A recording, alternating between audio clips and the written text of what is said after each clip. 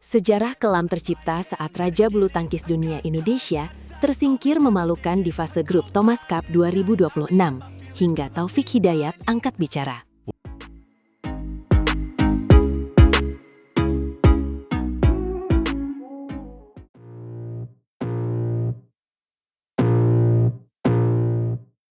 Sejarah kelam tercipta saat Raja Bulu Tangkis Dunia Indonesia tersingkir memalukan di fase grup Thomas Cup 2026 hingga Taufik Hidayat angkat bicara. Wah, bener banget itu.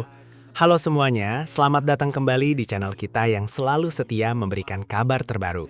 Hari ini kita harus membahas sesuatu yang sangat menyesakan dada bagi pecinta badminton tanah air di tahun ini. Kita bicara soal Thomas Cup 2026 di Denmark. Siapa yang sangka, tim putra Indonesia harus menelan pil pahit tersingkir di fase grup untuk pertama kalinya. Ini adalah sejarah kelam yang gak terbayangkan sebelumnya oleh siapapun. Sejak 1958, Indonesia nggak pernah gagal lolos grup. Tapi di 2026 ini, tradisi emas itu terputus.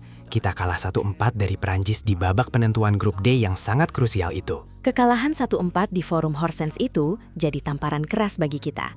Media sosial pun meledak dengan kritik tajam dan rasa kecewa netizen yang luar biasa deras menanggapi hasil yang sangat memalukan ini bagi bangsa Indonesia. Dan puncaknya, Wakil Ketua Umum PBSI Taufik Hidayat akhirnya angkat bicara dan memohon maaf secara terbuka kepada publik. Taufik mengakui kalau hasil ini sangat jauh dari ekspektasi awal dan benar-benar mengecewakan banyak sekali pihak di tanah air. Taufik bilang pengurus kecewa, tapi kita juga harus tetap realistis melihat keadaan. Ekspektasi masyarakat sangat besar karena kita punya sejarah emas 10, 20, bahkan 30 tahun lalu di ajang bergengsi Thomas dan Uber Cup yang melegenda. Kekecewaan itu memang gak terbendung lagi. Taufik sendiri bilang PBSI tidak menutupi hal itu sedikit pun. Meskipun perjuangan para atlet sudah maksimal di lapangan, tapi hasil akhirnya tetap tidak bisa membohongi kenyataan pahit yang harus kita terima bersama. Betul sekali. Dalam dunia olahraga memang wajar kalau menang disanjung dan kalau kalah pasti kecewa. Tapi ini adalah Thomas Cup, simbol supremasi bulu tangkis putra dunia yang selama ini selalu menjadi kebanggaan utama kita semua di mata internasional. Sementara itu, tim Uber Cup 2026 setidaknya berhasil meraih medali perunggu setelah kalah 1-3 dari Korea Selatan di babak semifinal. Setidaknya ada sedikit pelipur lara dari perjuangan keras para serikandi muda kita di sana. Poin kemenangan lawan Korea disumbangkan oleh Thalita Ramadhani Wirjawan yang bermain sangat apik. PBSI bilang hasil tim Uber sudah sesuai target. Tapi tetap saja, kegagalan tim Thomas menutup prestasi lainnya dengan awan mendung yang cukup gelap dan tebal. Kalau kita lihat lagi pertandingan lawan Prancis itu, terasa banget ada yang kurang dari sisi mentalitas juara tim kita. Lawan-lawan sekarang sudah jauh lebih siap secara strategi, fisik, and mental dibanding tim kita yang tampak sedikit kebingungan di lapangan. Tekanan di forum Horsens memang luar biasa besar bagi para pemain. Kita butuh kemenangan untuk menjaga tradisi ke babak gugur, tapi justru terjungkal secara dramatis dan sangat menyedihkan di hadapan publik dunia yang menyaksikan perjuangan tim putra kita. Kegagalan ini terjadi saat kita sebenarnya punya komposisi pemain yang mumpuni, tapi ternyata di lapangan, statistik dan peringkat dunia saja tidak cukup tanpa semangat juang yang benar-benar mencapai titik maksimal di setiap perebutan poin yang terjadi saat pertandingan berlangsung. Taufik Hidayat mengakui perjuangan atlet sudah maksimal sekuat tenaga, tapi pencapaian memang tidak sesuai ekspektasi besar yang dibebankan di pundak mereka. Kita harus jujur bahwa negara-negara lain seperti Prancis sudah mulai mengejar ketertinggalan mereka dari kita dengan sangat cepat. Kita tidak bisa lagi merasa aman hanya karena punya sejarah emas di masa lalu. Tantangan di 2026 ini sudah jauh berbeda dengan teknologi latihan dan analisis data lawan yang semakin canggih dan terus berkembang pesat setiap harinya. Kekecewaan di media sosial adalah bentuk cinta yang mendalam dari rakyat. Rakyat sangat peduli dengan prestasi bulu tangkis kita. PBSI harus menerima kritik ini sebagai bahan bakar untuk perbaikan total sistem pembinaan atlet di masa depan nanti agar lebih baik. Apa yang salah dengan persiapan kita selama ini? Apakah regenerasi terhambat atau ada masalah teknis lain yang belum terpecahkan? Ini jadi pertanyaan besar bagi kita semua. Taufik menyebut ini harus jadi bahan evaluasi besar-besaran agar sejarah kelam tak terulang lagi. Kita nggak boleh cuma bernostalgia pada kejayaan masa lalu kalau sekarang kesulitan lawan Prancis. Perubahan besar harus segera dilakukan agar bulu tangkis Indonesia kembali ke tempat yang seharusnya sebagai penguasa dunia yang disegani oleh lawan-lawan tangguh kita di kancah internasional. Masyarakat butuh bukti nyata, bukan cuma sekedar permohonan maaf belaka. Perbaikan sistem pembinaan harus jadi prioritas utama sekarang juga, tanpa alasan lagi demi kejayaan merah putih kita di kancah internasional yang semakin kompetitif dan menantang bagi para atlet kita. Semoga kegagalan ini jadi titik balik kebangkitan bulu tangkis Indonesia. Jangan sampai kita kehilangan taring di olahraga yang paling dicintai oleh rakyat.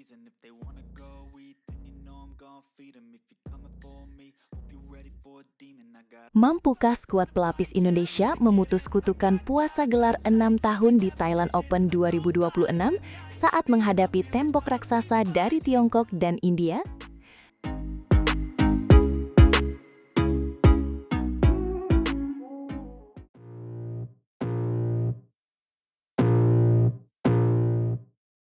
Halo Sobat Badminton semua, kembali lagi bersama kami yang akan membedah persiapan tim Merah Putih menjelang turnamen bergengsi Thailand Open 2026.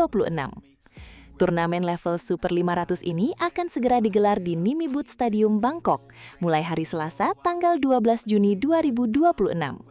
Tapi ada yang berbeda kali ini, karena Indonesia tidak menurunkan kekuatan penuh setelah perjuangan melelahkan di Thomas dan Uber Cup 2026 kemarin. Benar sekali, ini menjadi momen yang sangat krusial sekaligus penuh tantangan bagi tim kita. Sebagian besar pemain elit yang menjadi tulang punggung kita di kejuaraan beregu kemarin memilih untuk menarik diri guna menjalani masa pemulihan fisik yang intensif.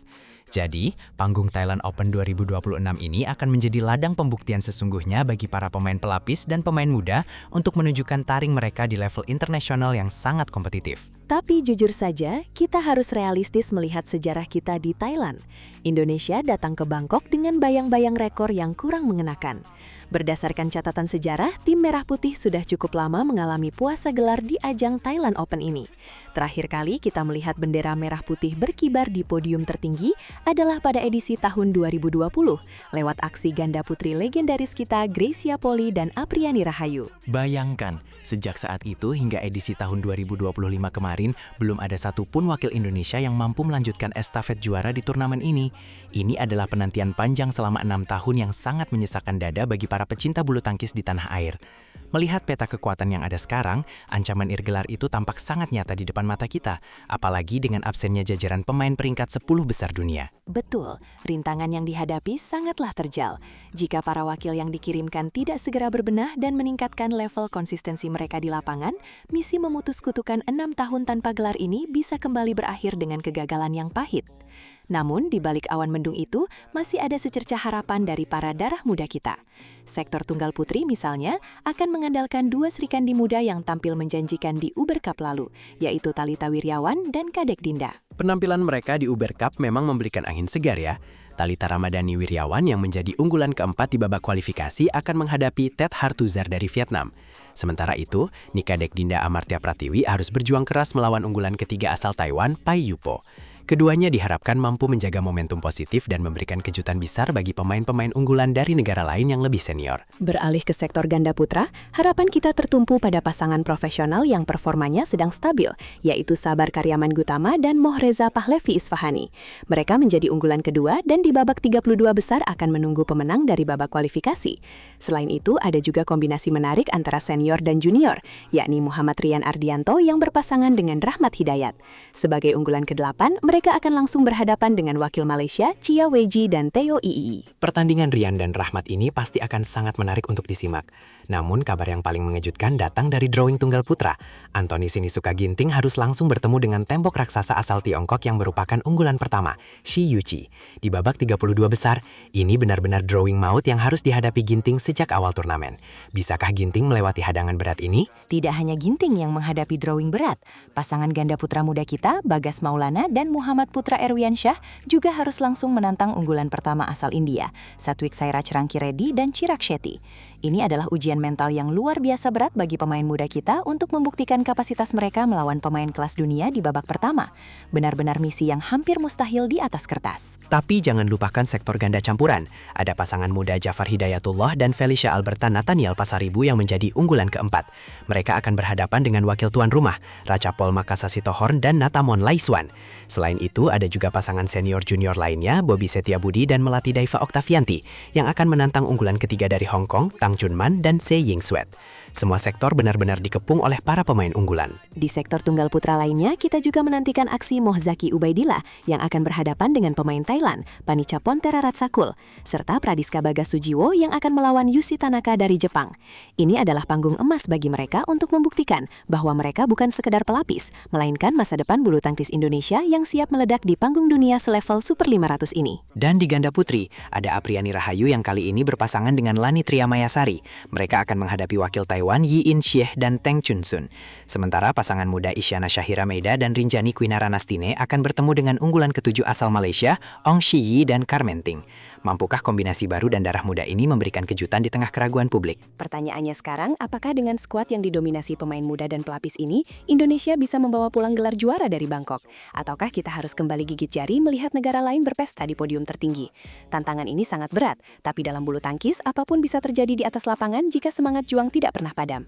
Kita semua tentu berharap ada keajaiban yang tercipta di Nimibut Stadium nanti. Kita harus memberikan dukungan penuh kepada mereka. Meskipun secara peringkat dan pengalaman mereka mungkin kalah, namun semangat juang para pemain muda Indonesia seringkali menjadi senjata yang mematikan. Mari kita kawal perjuangan mereka mulai dari hari pertama kualifikasi hingga partai final nanti. Semoga Thailand Open 2026 ini menjadi titik balik kebangkitan prestasi bulu tangkis kita di negeri Gajah Putih. Betul sekali. Semoga kutukan 6 tahun itu benar-benar berakhir kali ini. Terima kasih Sobat Badminton sudah menyimak analisis Drawing Maut Thailand Open 2026 ini. Jangan lupa untuk terus pantau perkembangan berita bulu tangkis terbaru hanya di kanal kesayangan kita ini. Sampai jumpa di video berikutnya dan salam olahraga untuk kita semua. Merdeka! Sampai jumpa kembali kawan-kawan pecinta bulu tangkis tanah air. Mari kita doakan yang terbaik bagi seluruh punggawa merah putih yang bertanding. Apapun hasilnya nanti, mereka tetaplah pahlawan olahraga kita yang luar biasa. Sampai jumpa lagi dan tetap semangat mendukung Indonesia dimanapun berada.